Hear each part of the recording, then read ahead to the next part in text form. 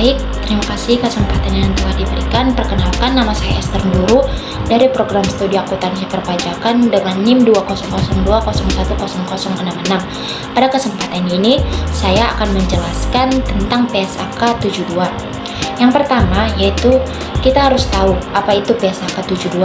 PSAK 72 itu merupakan standar akuntansi baru yang mengatur tentang pendapatan dari kontrak dengan pelanggan dan menjadi standar tunggal yang mengatur pengakuan pendapatan untuk seluruh jenis industri. Adapun juga tujuan dari PSAK 72 yaitu untuk mengatur entitas yang melakukan pelaporan informasi kepada pengguna laporan keuangan tentang sifat, jumlah, waktu, ketidakpastian pendapatan dan arus kas yang timbul dari kontrak dengan pelanggan tersebut.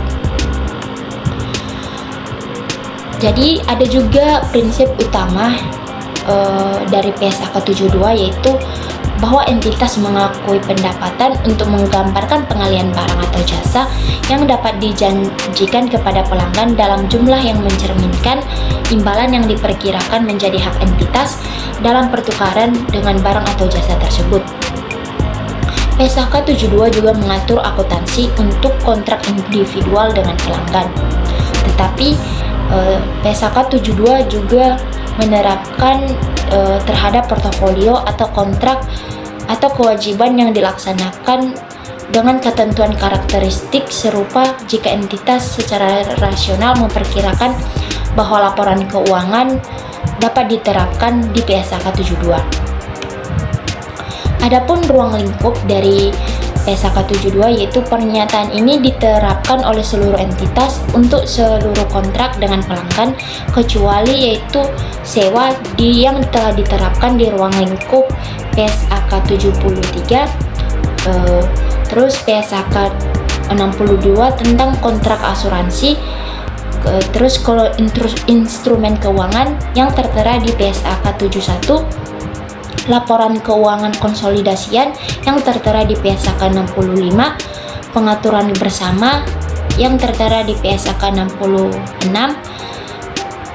terus PSAK keempat yang mengatur laporan keuangan tersendiri, terus investasi pada entitas asosiasi dan ventura bersama yang tertera pada PSAK 15, dan juga pertukaran non-moneter antara entitas dalam lini bisnis yang bersama untuk memfasilitasi penjualan kepada pelanggan potensial.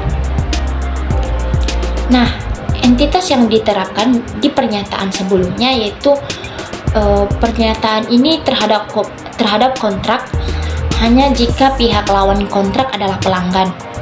Pihak lawan itu bukanlah pelanggan jika seperti contohnya itu pihak lawan kontrak memiliki kontrak dengan entitas untuk berpartisipasi dalam aktivitas atau proses di mana para pihak dalam kontrak tersebut berbagai resiko yang memanfaatkan yang dihasilkan dari aktivitas atau proses daripada untuk memperoleh output dari aktivitas normal entitas tersebut.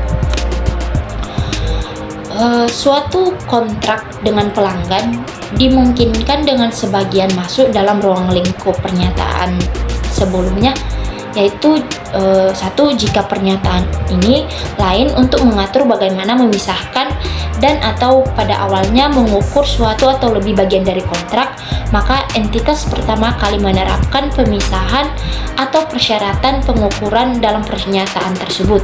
Kedua, jika pernyataan lain tidak mengatur bagaimana memisahkan dan atau pada waktu awalnya mengukur bagian atau beberapa bagian dari kontrak tersebut. Pernyataan ini mengatur akuntansi untuk biaya inkremental atas pemerolehan kontrak dengan pelanggan dan biaya yang terjadi untuk memenuhi kontrak dengan pelanggan jika biaya tersebut tidak termasuk dalam ruang lingkup pernyataan yang telah diberikan sebelumnya.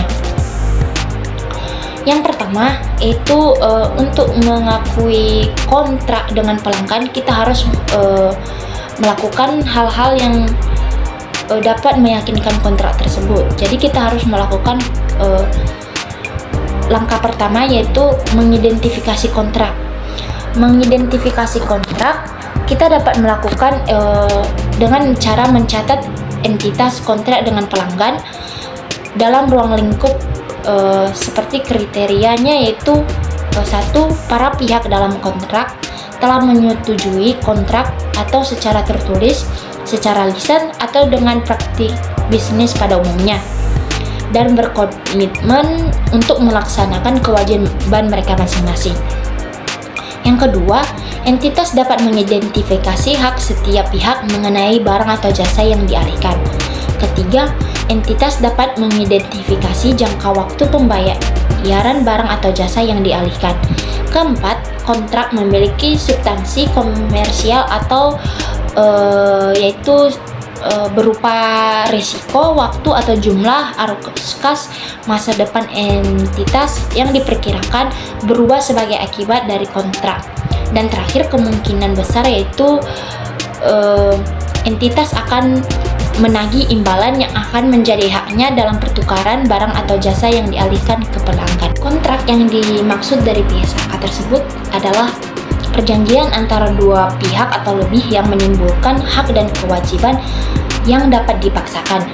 Kemampuan memaksakan hak dan kewajiban dalam suatu kontrak adalah permasalahan hukum.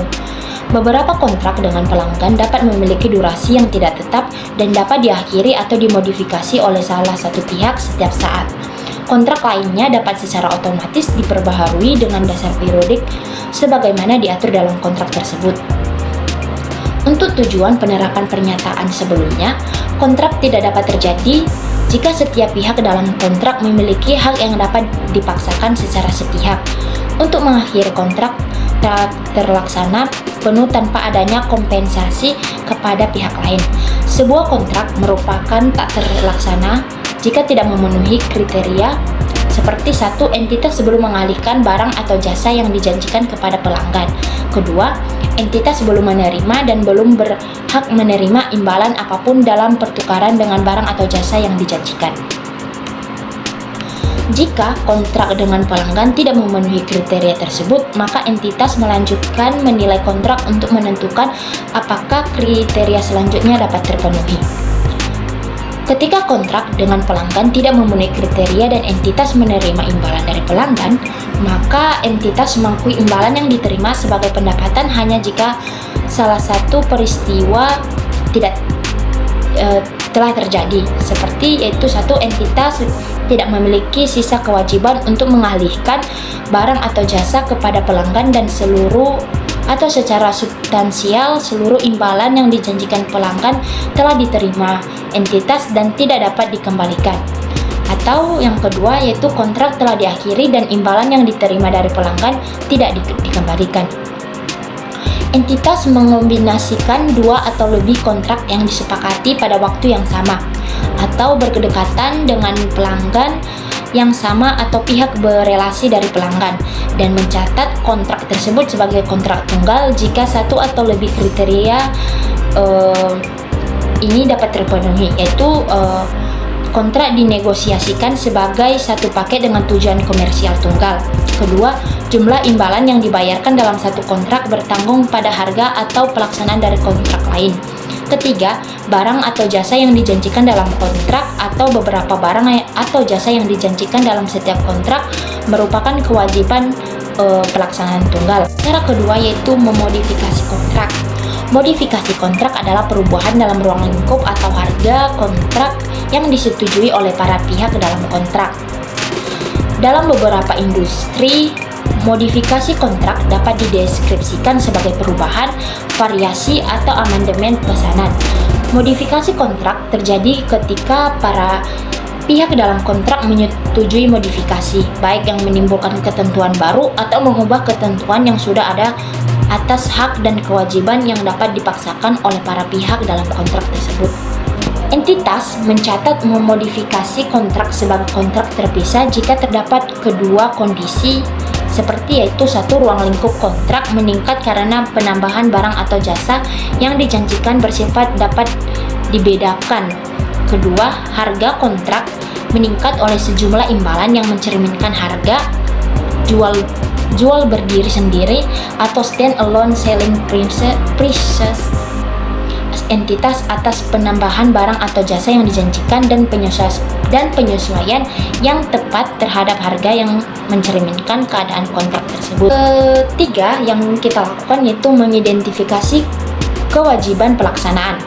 Pada insepsi kontrak, entitas menilai barang atau jasa yang dijanjikan dalam kontrak dengan pelanggan dan mengidentifikasi sebagaimana kewajiban pelaksanaan setiap janji untuk mengalihkan kepada pelanggan baik suatu barang atau jasa atau sepaket barang atau jasa yang bersifat yang dapat dibedakan. Serangkaian barang atau jasa yang bersifat yang dibedakan secara substansial sama dan memiliki pola pengalihan yang sama kepada pelanggan. Serangkaian barang atau jasa yang bersifat dapat dibedakan memiliki pola pengalihan yang sama kepada pelanggan. Langkah berikutnya itu pemenuhan kewajiban pelaksanaan. Entitas mengakui pendapatan ketika entitas memenuhi kewajiban pelaksanaan dengan mengalihkan barang atau jasa yang dijanjikan, yaitu aset kepada pelanggan.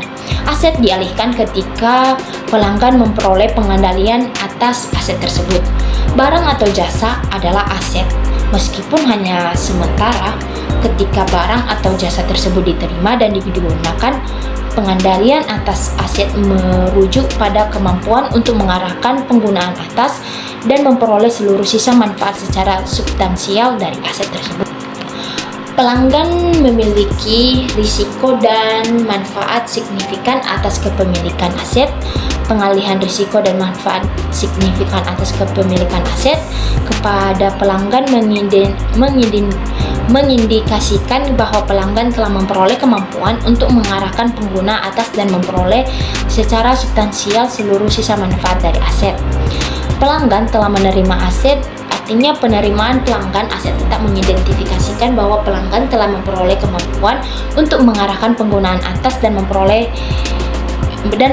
secara substansial seluruh sisa manfaat. Metode pengukuran kemajuan. Metode yang sesuai dengan pengukuran kemajuan terhadap penyelesaian penuh atas kewajiban pelaksanaan mencakup metode output dan metode input. Pengukuran kemajuan secara wajar. Entitas mengakui pendapatan atas kewajiban pelaksanaan yang dipenuhi sepanjang waktu hanya jika entitas dapat mengukur kemajuan secara wajar terhadap penyelesaian penuh atas kewajiban pelaksanaan.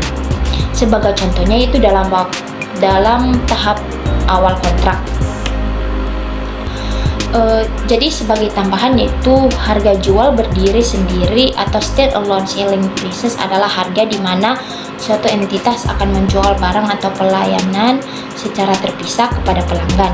Lisensi adalah izin dari pemilik barang atau jasa kepada pihak yang menerima lisensi untuk menggunakan barang atau jasa yang dilisensikan. Jadi itu pengertian dari PSAK 72 serta tahap-tahap untuk menganalisis atau menerapkan PSAK 72. Sekian yang bisa saya sampaikan, saya ucapkan terima kasih.